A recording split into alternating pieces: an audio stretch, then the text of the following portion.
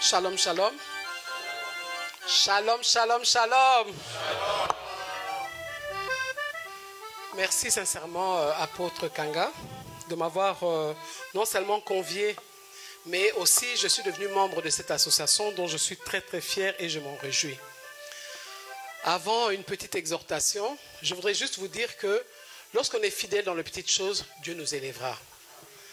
Là, on parle d'une grande famille, qui est la famille du Grand Équateur et les Anamongo. Mais nous venons de voir que vous êtes un modèle déjà, puisque votre famille vous accompagne dans ce que vous êtes en train de faire. Il y a votre épouse qui est là, il y a vos enfants qui sont là. Donc, étant déjà ce modèle-là dans les petites choses, dans la petite famille, vous pouvez vous rassurer que cette association ira loin au nom de Jésus-Christ. Amen.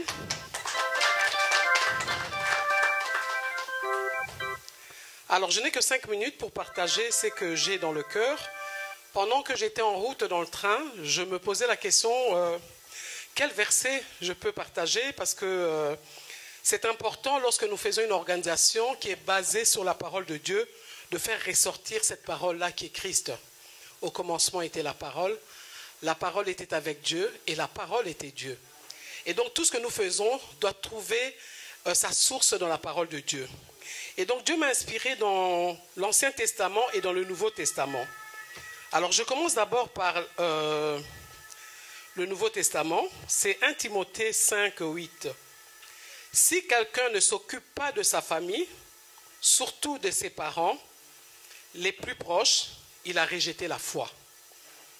Il est plus mauvais qu'un croyant. Amen. Ce n'est pas moi qui le dis, hein, c'est la parole de Dieu. Donc cette association a toutes les raisons d'exister. Parce qu'avant d'aller prêcher le monde entier, commence dans ta famille. Et l'homme de Dieu, Kanga, a commencé dans sa petite famille, le noyau principal qui est sa petite famille, et il s'est agrandi d'abord dans le Grand Équateur d'où il est originaire, et ensuite tous les Anamongo qui sont originaires aussi du Grand Équateur. Et c'est cette parole-là qui appuie aussi sa vision, je pense que vous devrez aussi la rajouter, parce que si quelqu'un ne s'occupe pas de sa famille, surtout de ses parents les plus proches, il a rejeté la foi, il est plus mauvais qu'un incroyant. Or, la foi, c'est ça qui nous lie à Dieu. Nous sommes devenus enfants de Dieu par la foi, parce que nous avons cru à cette parole-là, nous avons cru en Jésus-Christ, c'est ainsi que nous sommes nés de nouveau. Et là, il dit que c'est comme si nous avons rejeté la foi lorsqu'on ne prend pas soin de notre famille et de notre grande famille. Et c'est aujourd'hui, à travers cette vision-là, il y a au moins 20 ans qu'il a décidé de mettre ça en place. Et aujourd'hui, elle existe officiellement. Donc ça veut dire qu'il a décidé de prendre soin de sa grande famille et j'ai foi que Dieu va le bénir parce que nous avons trouvé la source dans la parole de Dieu. Alors après, je suis descendu dans l'Ancien Testament parce que la Bible, elle est christocentrique. Donc, on commence à Genèse jusqu'à Apocalypse, on parle de Jésus-Christ. Nous trouverons toujours quelque chose de Christ dedans. Lorsque nous allons dans Genèse 4, 9, il est écrit, « L'Éternel dit à Caïn, où est ton frère Abel ?» Il répondit, « Je ne sais pas. Suis-je le gardien de mon frère ?» Chers frères et sœurs, je répondrai oui.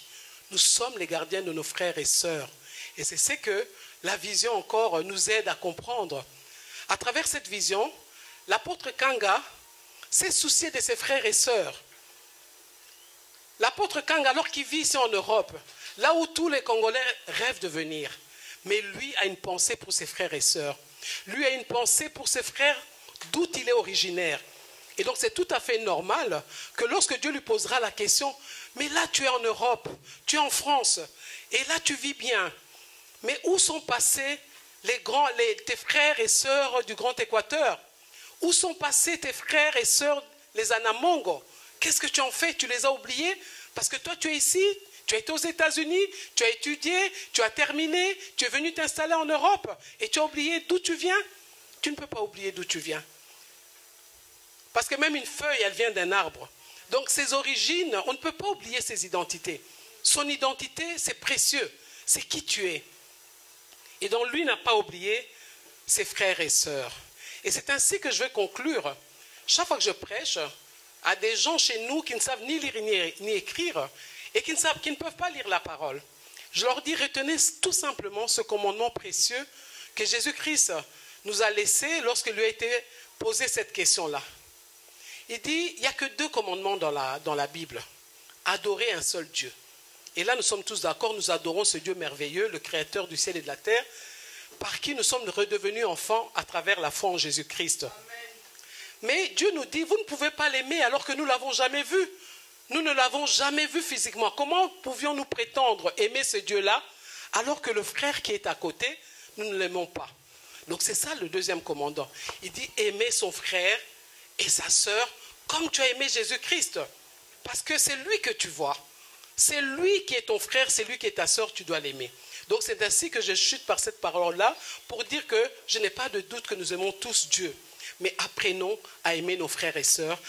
Apprenons à aimer non seulement le monde entier, tout ce qui est être humain, nous devons les aimer.